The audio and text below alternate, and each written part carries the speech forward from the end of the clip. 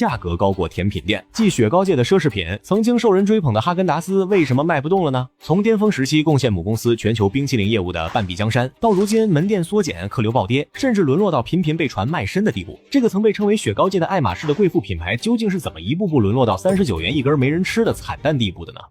？1996年，哈根達斯揣着他那高貴的純正美式血統，風風光光地闖進了上海。在當時，中國職工月平均工資只有500塊，普通雪糕只賣幾毛錢，哈根達斯卻敢在上海標價25。要知道，這價格差不多是普通工人好幾天的飯錢，但他偏偏靠着一句愛他，就帶他去哈根達斯，把吃冰淇淋這事兒硬生生和愛情、身份、小資生活牢牢綁在了一起。可一個球比工薪族半天的血汗錢還貴，這誰吃得起？在那個互聯網還不發達，大家對進口品牌濾鏡太厚的年代，越貴就越顯得高級，加上黃金地段的選址，哈根達斯不僅牢牢守住了奢侈品的地位，還在中國市場像坐火箭一樣起飛了。據官方數據顯示，在2006年到2015年間，哈根達斯在中國市場的銷售額增長率一度高達23%。2017年，中國消費更是貢獻了哈根達斯全球銷售額的半壁江山。但就是這麼牛氣的冰淇淋，怎麼就在不到10年時間裡，成了年輕人們避之不及的時代眼淚呢？其實啊，哈根達斯成也高端，敗也高端，又或者說是敗在了虛高2字上。這最致命的就是哈根達斯那層被扒得精光的進口奢侈品皮囊。近些年互聯網的發展和大量留學生海淘族的出現，哈根達斯那雙標定價的遮羞布被無情地扯了下来。消費者們發現，在国外，比如在美國、英國、荷蘭等地，哈根達斯根本不是什麼奢侈品，就是一個普通的超市大众品牌，價格不到國內的1/3。就這一下，曾經外國貴族的顯赫身份，唰的成了进口雙標的智商税。緊接着就是食品安全和虛假宣傳的接二連三爆雷，徹底擊穿了哈根達斯的信譽底線。2022年，一則法國出口的2批次哈根達斯香草冰淇淋被检出含有农藥成分环氧乙烷，這是一類致癌物。隨即，新加坡、愛爾蘭等多國緊急召回，中國台灣地區更是下架了多達45萬杯產品。雖然後來通用磨坊官方回應稱涉事批次未在中國大陸銷售，但消息一出，輿論早就沸騰。大家最關心的是，我們的食品安全底線到底在哪？如果連這都做不到，誰還願意為了一個既沒面子又沒裡子的冰淇淋球買單呢？當然，壓垮哈根達斯這頭駱駝的最後一根稻草，就是中國冰淇淋市場的內卷新貴們。如今的冰淇淋賽道早就不是哈根達斯一家獨大了，各路人馬八仙過海，各顯神通，全方位的圍剿哈根達斯。第一個衝出來的是 DQ， 作為哈根達斯的老冤家， DQ 相對哈根達斯就便宜不少了，全國門店已經冲到了1700多家，客单價在23.17元，但在任何產品都是透明價的。今天 DQ 的價格還是太高，如果不能及時調整，未來的路或許也只有一條。而前者哈根達斯現在明顯招架不住了。但要說最讓哈根達斯感到後背發涼的，還屬主打手作 Gelato 的新銳品牌野人先生。直到2025年，野人先生的門店已經猛增到了近1000家，從規模上把只有幾百家門店的哈根達斯狠狠地甩在了身後。別忘了，還有蜜雪冰城那2塊錢一根的甜筒和4塊錢一杯的檸檬水在瘋狂截胡。年輕人實在是找不出理由，非要花幾十塊錢去吃哈根達斯了。可就在哈根達斯在中國大陸瘋狂撤店的同時，他在國外卻完全是另一副面孔。在美國，哈根達斯由 Fonderie 這家專業冰淇淋公司經營，把品牌當快消品來推。2025年甚至豪掷千金買下了超级碗廣告。截至2024年，他在高端冰淇淋市場的佔有率超過38%，穩居第一。而在日本，他通過和三得利、高麗乳業的合資模式，走便利店快消路線，穩穩地活在每一家便利店的冷凍櫃裡。而在中國大陸，卻是母公司通用磨坊自己親自下場做直营，